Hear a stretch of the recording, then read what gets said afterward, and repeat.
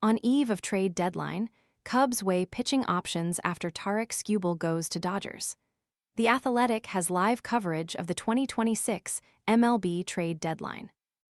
Chicago, staying in character, this is how Chicago Cubs manager Craig Counsell described his unfiltered reaction to the breaking news that the Los Angeles Dodgers were acquiring Tarik Skubal late Saturday night. "I was half asleep, and then fell asleep 5 minutes later."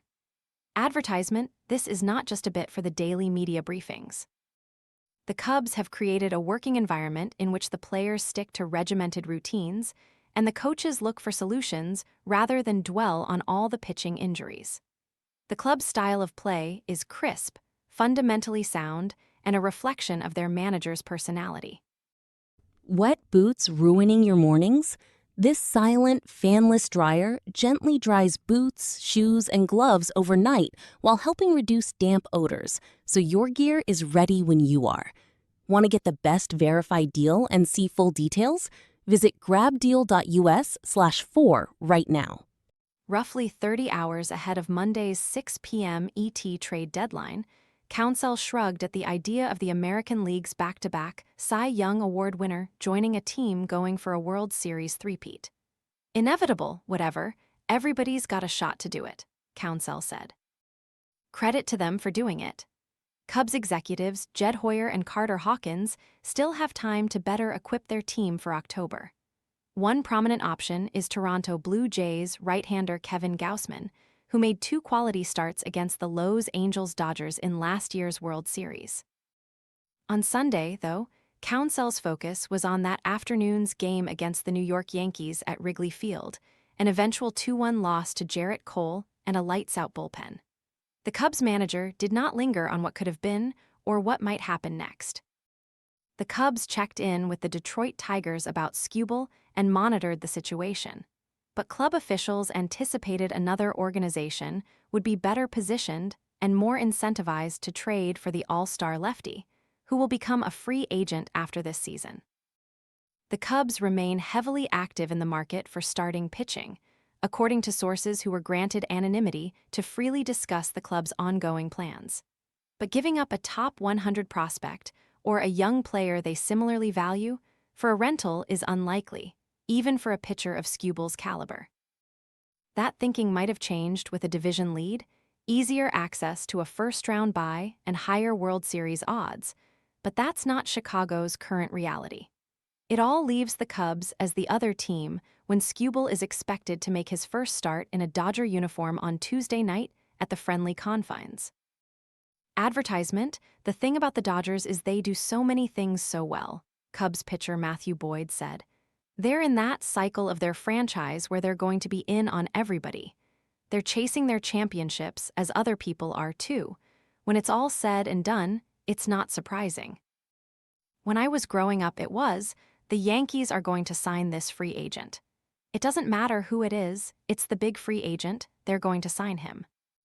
That's kind of where the Dodgers are at right now.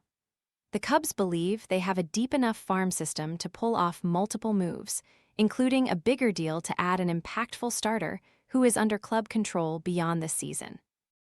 Chicago's organization doesn't have an abundance of the young pitching talent that rival teams traditionally seek at the trade deadline. But the Cubs are encouraged by the numerous position players who have taken steps forward this summer. The question the Cubs are faced with is whether teams value their prospects similarly. With some of the calls they're getting, they believe that at least some do, and whether prices will reach a point that they'd be able to stomach. Along with Los Angeles starters Reed Detmers and Jose Soriano, the Cubs are also interested in Seattle Mariners starters George Kirby and, to a lesser extent, Emerson Hancock. To swing a deal of that magnitude would require a significant amount of prospect capital. The Cubs seem willing to do that for the right pitcher, but they're still looking at rental starters as well, a group that includes Gausman, Clay Holmes, and Brady Singer. If the Skubal option wasn't that realistic, then trading for Freddie Peralta in the middle of a disappointing season wasn't all that appealing either. Continuing their sell-off, the New York Mets shipped Peralta to the Tampa Bay Rays for a trio of prospects in Sunday's deal. Advertisement, "Tarik's going to an awesome situation," said Boyd, who helped mentor Skubal at the start of his major league career when they both played for the Tigers. "And it's our job to beat him." "Absolutely," Chicago catcher Carson Kelly said, when asked if the Cubs think they can beat the Dodgers and win the World Series this year, "with the guys in this room and the way that we've played."